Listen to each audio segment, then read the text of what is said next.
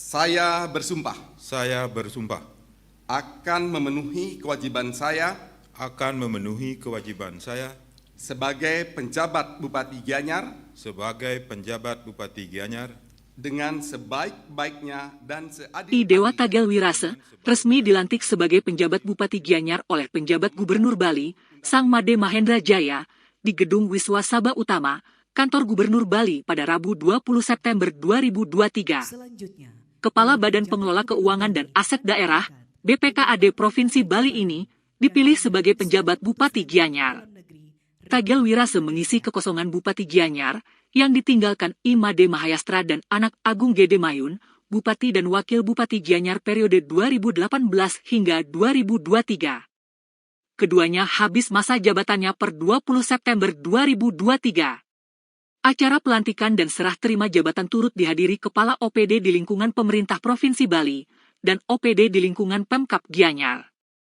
Beberapa bupati di Bali juga hadir menyaksikan prosesi pelantikan tersebut. Tadi sudah disampaikan bahwa apa yang sudah dilaksanakan oleh Pak Agus selaku Bupati itu sudah sangat baik.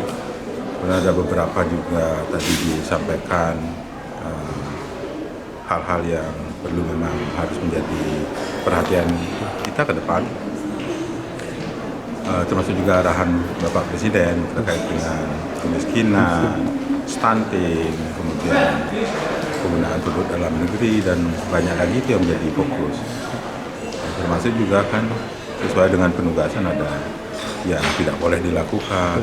Kita concern ke program prioritas nasional sambil melanjutkan juga apa yang sudah sangat baik dilakukan oleh Pak Bupati. Acara pelantikan dirangkai dengan serah terima jabatan Bupati Gianyar kepada penjabat Bupati Gianyar. Selain itu, juga dilakukan pelantikan penjabat Ketua TPPKK Kabupaten Gianyar. Winata Bali Post melaporkan.